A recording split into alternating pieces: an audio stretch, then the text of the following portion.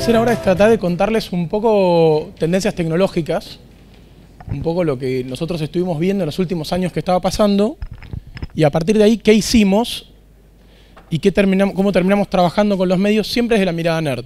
Yo soy ingeniero electrónico, me especialicé en telecomunicaciones y siempre me apasiona la tecnología, y tengo la suerte hoy de estar muy cerca de los medios y juntando un poco lo que es contar historias de la mano o ayudados con tecnología.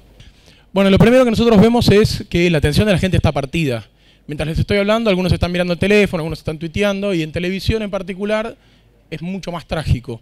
Bueno, lo que les contaba es que el 60% de la gente, mientras está mirando tele, está haciendo otra cosa. ¿Qué significa hacer otra cosa? Está mirando la tablet, el teléfono. Entonces tiene la atención a medias. Entonces vos cuando hablas con un productor de contenidos te dice: che, estamos hablando de segundas pantallas, de intervenir la historia, pero yo no quiero que se me distraigan. Bueno, el dato es que la gente ya está distraída. O sea, vos quieras o no, la gente se te distrajo, entonces vos por más que le pongas toda la garra del mundo en la primera pantalla, tenés que admitir y saber que van a estar entre un 60 y el 80% de la gente con la cabeza más o menos con ustedes. Entonces la forma, el guiño, es tratar de traerlos de vuelta a ustedes. ¿Qué pasa en el entretenimiento? Si nosotros vamos a recitales, por ejemplo, lo que vemos es que el 50% de la gente cuando está en el medio de un recital está filmando, sacando fotos. Quizás les parezca un dato bueno, y a mí que me importa. Los que produjeron, por ejemplo, Pink Floyd, en su momento, los que fueron al último acá en Argentina, se acordarán de un chancho inflado, que la gente se iba revoleando, iba tirando. Todos los que fuimos lo recordamos súper vívido. Estaba con una productora de Lady Gaga charlando y contaron que iban a hacer un fenómeno con una banana y no me acuerdo qué otra cosa. Lo importante es que así como yo no me lo acuerdo, no se lo acuerda a nadie, porque justamente con este fenómeno de que la gente estaba pero no estaba en ese recital de Lady Gaga, es como que se acuerdan de las canciones, se acuerdan dónde estaban, pero esas cosas que pasaban alrededor les costaba mantenerlos en su cabeza. Porque la forma en que la gente hoy se conecta es distinta a como se conectaban, por ejemplo, en este recital de Pink Floyd. Otra cosa que pasa que es interesante es que dentro de ese mismo recital que les estoy contando, donde la mitad de la gente está filmando o sacando fotos, la gente está tuiteando o cambiando su estado en Facebook. Si ustedes estuvieron en un recital se habrán dado cuenta que internet anda pésimo y andando tan mal, ya que el 30% logre sacar un tuit es increíble. Por ende, es un dato que la gente, volvemos, está distraída. Hay otro fenómeno que es súper importante, que es qué es lo que está pasando con los juegos. Originalmente los juegos la gente la asociaba a, cuando se producían los juegos, se usaba un término poco sutil, que decían que los juegos eran triple T, tiros, tetas y trompadas. Era para adolescentes, solo importaba la cosa violenta, rápida. Y lo que pasó ahora es que eso se transformó. El jugador promedio hoy es mujer y tiene 40 años. Entonces cuando alguien piensa en el gaming y lo piensa como algo lejano, es un fenómeno que pasa en todos lados. Dentro de eso están los juegos sociales. ¿Qué es un juego social? Son esos juegos como el Candy Crush o los chanchos virtuales dentro de Facebook. Sí, chancho virtual dentro de Facebook. Bueno, ¿y ese fenómeno qué tan grande puede ser? Acá dice $5.000 millones y uno dice, bueno, fenómeno de gringos.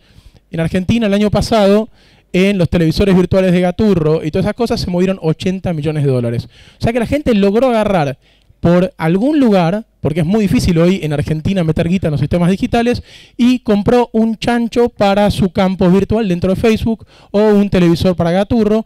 O sea que esa movida llegó y ya se está usando. Otro dato interesante es este que les muestro acá. Acá dice, no sé si llega a leer, pero dice Fox American Idol. Acá dice iOS Social Games. Y esto te está midiendo un martes, en particular, cuánta gente en simultánea estaba viendo esta emisión. Y en esta emisión, cuando vos estabas viendo American Idol, tenías 25 millones de personas más o menos en simultáneo viendo el programa. Lo interesante acá es que dice iOS Social Games, y lo que te está mostrando acá es que tenías 20 millones de personas que estaban jugando en estos juegos virtuales que les decía antes. Entonces, esto que antes era simplemente un fenómeno periférico y que no tenía nada que ver, ahora es un fenómeno que llegó y que ya está transformando mismo la forma en que la gente consume el primer medio, porque la gente está acá y también está acá en simultáneo. No estoy diciendo que estos 25 millones son los mismos de estos 20, sino que empieza a competir en el término del tipo de contenido que la gente está consumiendo.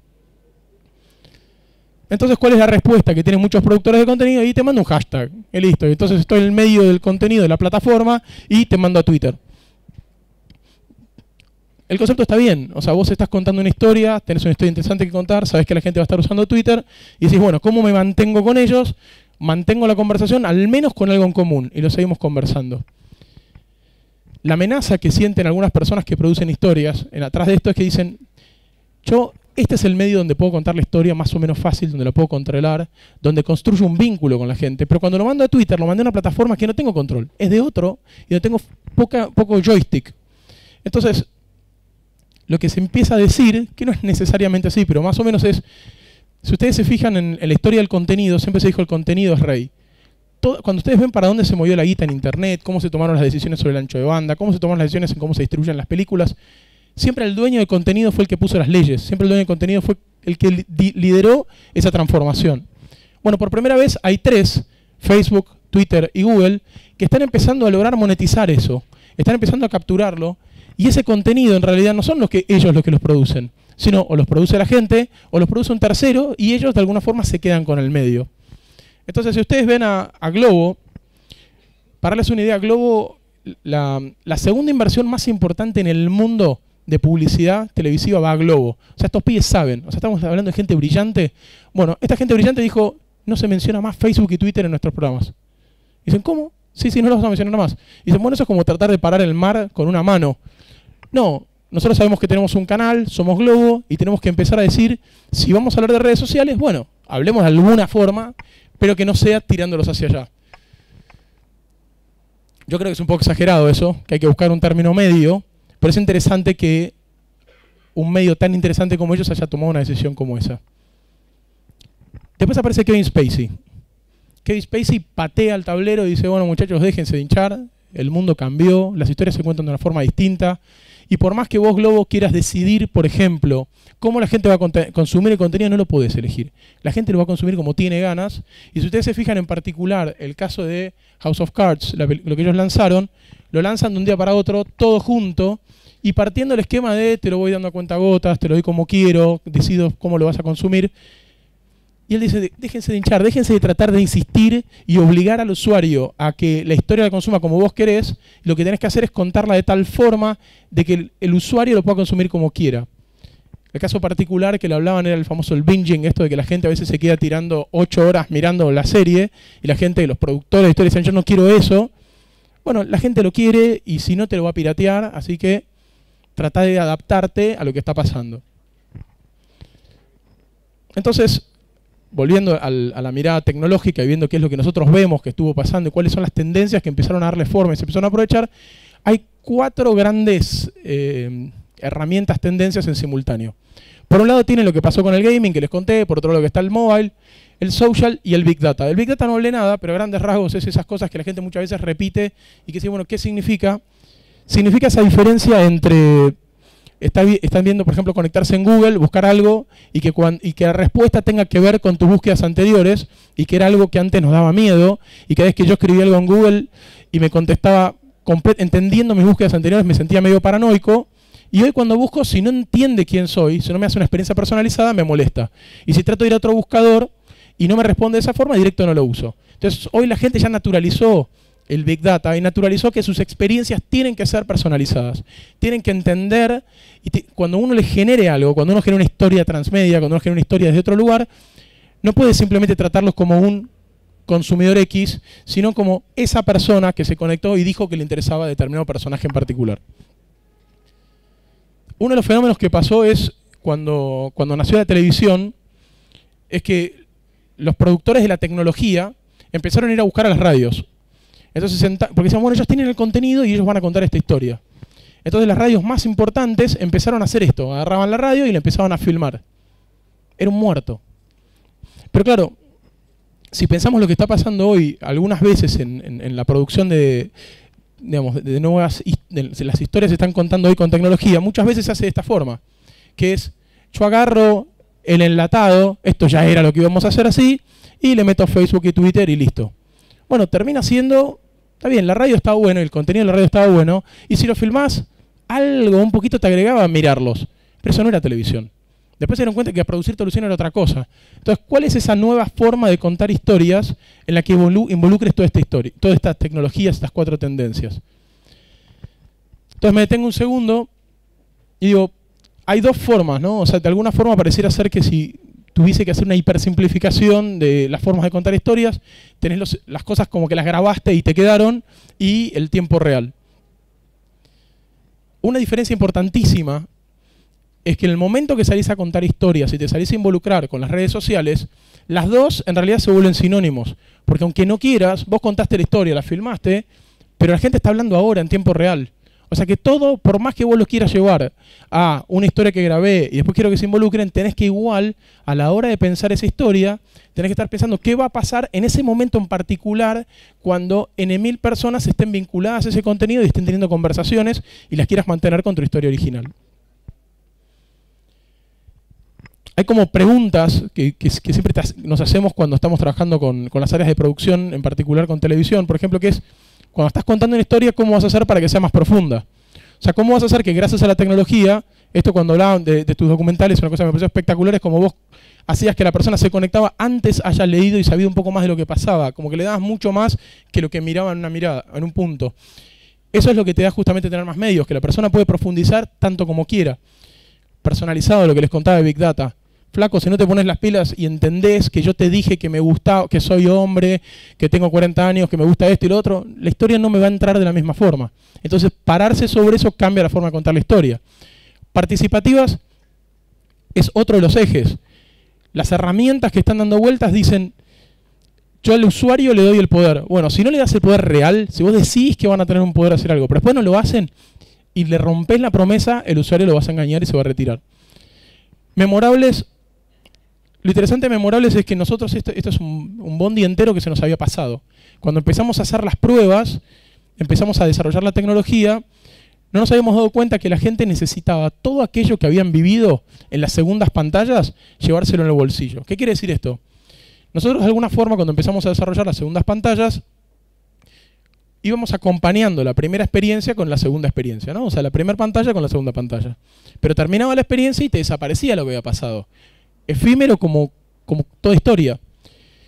Cuando terminaban las experiencias y entrevistábamos a los usuarios y le decíamos ¿qué tanto te gustó la experiencia? Decían, extraordinaria.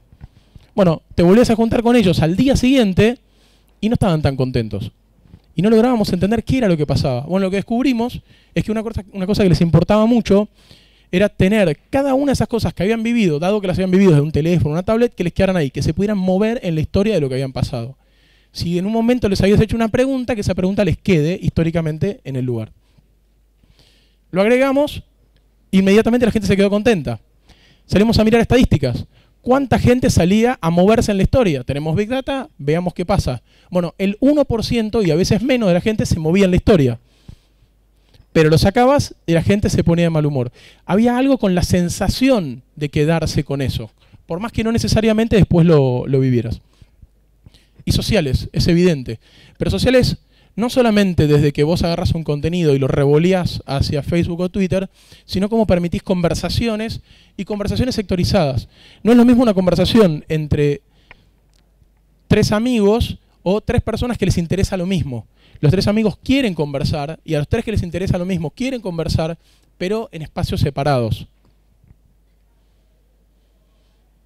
Con todo eso empezamos a armar un modelito bastante obvio, donde decíamos, bueno, si vos pensás en la experiencia de cualquier historia, ya sea un noticiero o una película o lo que sea, vos siempre tenés un antes, un durante, un después de la película o del evento.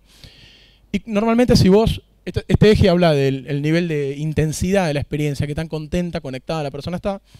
Normalmente el contenido se centraba acá y decíamos, ¿cómo podemos hacer para que la historia gire en el antes, en el durante y en el después? Ese maximizar la experiencia dando la tecnología para que el que contaba la historia pueda hacer que la pases mejor en cada una de esas 3 etapas.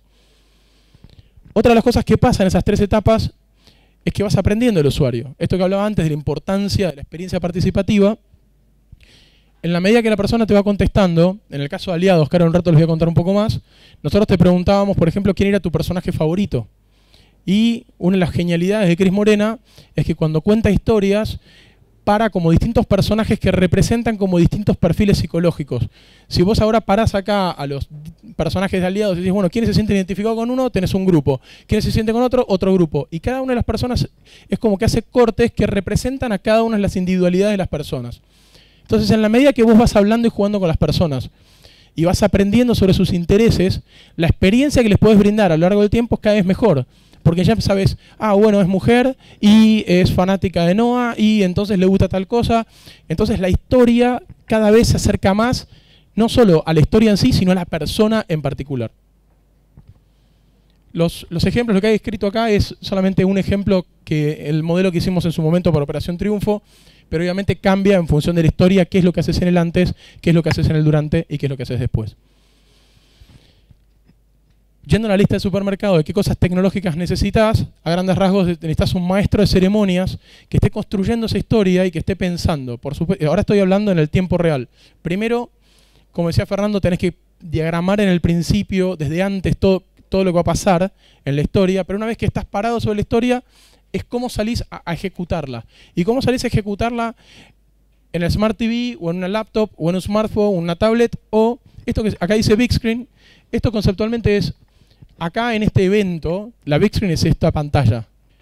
Integración con los sistemas audiovisuales, esto es la Big Screen que les contaba recién, la consola de administración, y el backend viene a ser el corazón de todo esto, que cómo lográs que las experiencias que cuando uno piensa en web, normalmente van lo que se llaman movimientos orgánicos, o sea, de golpe nos enteramos que hay algo interesante en Google, entonces nosotros nos vamos conectando de a poco, y si ustedes ven el tráfico en rato va haciendo a poquito, a cómo haces para que en televisión que decís ahora y de golpe se te conectan miles. O sea, cómo manejás y cómo administras eso para que la gente igual tenga una experiencia extraordinaria. Advertí que iba a ser nerd la charla. Entonces, Telefe, a mi gusto, es un medio extraordinario y ultra innovador. Y juntos hicimos, es como agrandarse. Ellos hicieron y nos dieron la posibilidad de usar la tecnología en, por ejemplo, Operación Triunfo. En este caso esto era todo web, no teníamos aplicación en ese caso, por un tema de cómo se le quería dar como una sensación de levedad, que fuera muy fácil conectarse y todo desde una web. Te conectabas de un teléfono, pero la sensación de que vos ponías una web inmediatamente entrabas. Y como pueden ver, todavía no habíamos contratado diseñador y obviamente los ingenieros hacemos las cosas horribles. Cuando pasaban las chicas a cantar, lo primero que hacíamos en esta historia, o antes de que fuera el programa, hablando de la previa, era mostrarte la ficha técnica de las chicas. En Operación Triunfo las chicas eran las mismas, pero iban rotando en el grupo en que cantaban.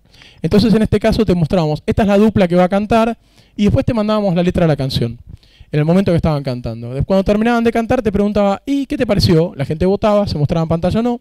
Después obviamente teníamos un espacio de publicidad, tenías lo que estaba pasando en redes sociales, o sea, si de golpe alguien tuiteaba algo interesante, lo mandabas a redes sociales. Esto los maestros de ceremonias minuto a minuto iban mirando lo que estaba pasando, apretaban un botón y sucedía. Y esto era como mostrabas en pantalla las interacciones con la gente. En el caso concreto de Operación Triunfo, lo que se le preguntaba a la gente, en esto que hablábamos de la importancia de que sea participativa, le decías, bueno, una canción de quién querés que canten en el siguiente programa. Y la gente votaba y se reflejaba. Después vino Aliados. Aliados es un aprendizaje enorme en términos de cómo contar una historia, cómo ponerla en distintos formatos, cómo presentarla en la web, cómo mostrarla en las aplicaciones. Acá ya era una aplicación móvil donde vos como usuario te conectabas, te vinculabas, ahí sí era un vínculo total, vos decías quién eras en redes sociales. Cuando salías a competir, si contestabas correctamente, aparecía tu fotito y mirabas entre otros quiénes eran los que contestaban correctamente, en qué mano tenía las flores un personaje, por ejemplo. Esa es la parte más de juegos. O, por ejemplo, si una chica estaba leyendo una carta, en un momento recibías una carta, la detallada, la televisión no resiste que vos pongas la carta y la muestres en pantalla, o quizás los tiempos no dan como para que te pongas a leerla entera. Vos tenías un pequeño guiño y en el dispositivo seguías la historia. Así como estaba esto, como siempre las letras de las canciones, en esto también te los mandábamos al iTunes Store y eso por si te las querías comprar. Después había juegos como por ejemplo, ¿vieron esos juegos que hacen los chicos de la foto con las diferencias? Que te saca una foto y te muestro otra y tenés que encontrarlas. Bueno, acá el juego era parecido, pero con la diferencia que en una era una foto y la otra estaba lo que estaba pasando en pantalla. Para el segmento, que esto eran gente entre los 13 y los 20, jugaban muchísimo con la plataforma. Si algunos vieron Aliados y les pareció bizarro, esto era bastante más bizarro. Esto era La nave de Marley y era un programa extrañísimo. Pero claro, uno dice, bueno, un programa extraño, bueno o malo, bueno, para un nerd, de vuelta, hacían experimentos en vivo y fallaban, y era divertidísimo. Tenían 1.400.000 personas viendo el programa. 350.000 personas se bajaron una aplicación y salían a jugar contra el programa. ¿Y qué hacía la gente?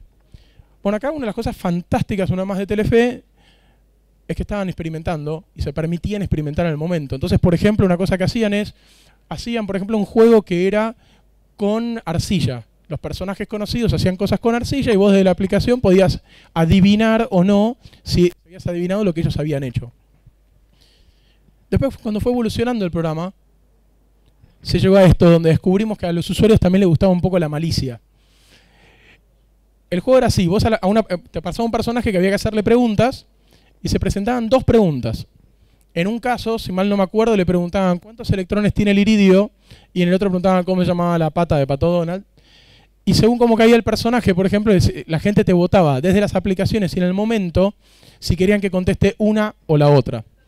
Era interesante porque cuando el personaje les caía desagradable, obviamente te mandaban por ahí cuántos electrones y obviamente el personaje desagradable sabía correctamente y había un juego como una especie de complicidad con la audiencia extraordinaria. Una vez llegó un personaje que era, para todos los prejuicios positivos que tenemos los argentinos, llegó al programa un chico que era negro, muy fachero, y el prejuicio típico de que entonces además canta bien, el chico dijo que iba a cantar bien, pasa a cantar y era un horror como cantaba. El juego ahí con la aplicación era si permitías que el personaje se quede o lo echabas a patadas. Bueno, a este personaje lo sostenían porque era un horror escucharlo cantar el fuela, y como eso después lo tirabas a redes sociales y la gente jugaba y lo volvías a tomar y lo magnificabas desde los distintos medios donde la gente le quería contar a otros, mirá este personaje que está dando vueltas. Después viene el 13, mis amigos de siempre. Esto es un juego distinto. Estefanía, que estaba acá, es la que manejaba la experiencia, administraba justamente cómo jugaba con la audiencia y les iba diciendo, así como en Aliados jugabas con los personajes, ella también tenía conversaciones con la gente volvía, pero desde la estructura de un enlatado. O sea, no es que la novela se modificaba en función de estas conversaciones, sino que estas conversaciones te daban información extra. Por ejemplo, fotos del guión, que es interesante, te vuelve más profunda la historia, no tiene la parte participativa, a veces en que a la gente te exige, que es poder impactar en hacia dónde va la historia. Después decíamos esto de Telefe Noticias. Telefe Noticias fue interesante como fenómeno puntual, porque el desafío ahí era, nosotros durante el Mundial queríamos tener una conexión constante con la gente. Queríamos poder estar ahí y ver qué pensaban, y para darles una idea de números, en más o menos un mes que duró el Mundial, 1 millón de votos entraron diciendo constantemente qué pensaban que iba a pasar con los partidos, y ahora les voy a mostrar lo que implica eso tecnológicamente. Y esto, bueno, esto ya es otra mirada. Les contaba qué pasa con los programas en tiempo real, que ya les mostré la nave Marley, por ejemplo, qué pasaba con cosas como Aliados. Esto es algo nada que ver. Esto es qué pasa cuando salís a jugar con fútbol. Esto es algo que empezamos a hacer hace más o menos 2 semanas y media, 3, con Fútbol para Todos, y de golpe te dicen para dónde van a patear el penal, y vos te tirás derecha, izquierda, y en tiempo real se define, y entonces la persona se vincula ya desde otro lugar, y desde acá puede tuitear y todo. Entonces, ¿qué pasa? Nosotros teníamos como el prejuicio, y la gente se va a enganchar, el fanático de fútbol, y tenemos un poco de todo. Como justamente estamos hablando de miles de personas que se conectan, tenés gente que no le interesa este tipo de interacción, y tenés gente que le divierte muchísimo. Vas y volvés con el juego. Ahora, ¿cómo se hace esto? Esto es la producción de la nave de Marley. Allá atrás se ve el productor, que es el que poncha, el que va mezclando las big screen que le estaba contando. Esta es Joana, que maneja la plataforma, en la que en el momento, a nivel segundo a segundo, va mandando, diciendo, bueno, ahora hacer esta pregunta a la gente. Este es Matías, una de las personas brillantes de Telefe, que justamente estaba mirando el minuto a minuto de cómo seguía el programa, que por ser un programa en vivo cambiaba constantemente, y en el momento decían, che, mejor preguntemos esto, ¡pa! Lo mandaban. Y todo el rato se está mandando a una de esas pantallas que están allá. Y el productor que está ahí atrás dice, me gusta lo que está pasando, y lo mezcla, y lo muestra en pantalla, o no lo muestra en pantalla. O sea, está yendo y viniendo constantemente. Entonces, si de golpe hay algo que no le interesa, no lo muestra el productor, pero ellos van construyendo la experiencia. Ahora, Esto es una foto, tenemos un cliente en Estados Unidos que nos tiene completamente prohibido decir quién es, completamente prohibido mostrar fotos, pero esta foto nos autorizaron. Esta foto representa, estamos en un gran evento de música y había 25 personas para manejar lo que el equivalente a la nave de Marley. De estas 25 personas, había un especialista en redes sociales que estaba mirando, no sé si llegan a ver ahí arriba, que se ve, eso es un concentrador de Twitter, donde se está viendo todo lo que está pasando en Twitter. Había un concentrador de Facebook, ahí arriba se ve el evento, a la derecha se ve la consola donde se administra la experiencia y una aplicación. Acá está Lars, que es uno de los chicos del equipo que están mirando en la forma que solo él entiende el entorno tecnológico. Y ahí empezamos a los números increíbles de cómo se produce en otros países. Este es un equipo por si se llegara a romper una de las consolas que había para administrar la experiencia. Había una maestra de ceremonias y una maestra de ceremonias de repuesto por si le pasaba algo. Personas físicas al lado de la otra. Les conté que había una persona que estaba mirando Facebook, había una persona que estaba mirando Twitter, y la chica que está ahí atrás tenía fotos de todos los distintos personajes en las distintas edades. Por ejemplo, Mickey Rourke. Tiene una foto de Mickey Rourke cuando tenía 5 años, cuando tenía 10 años.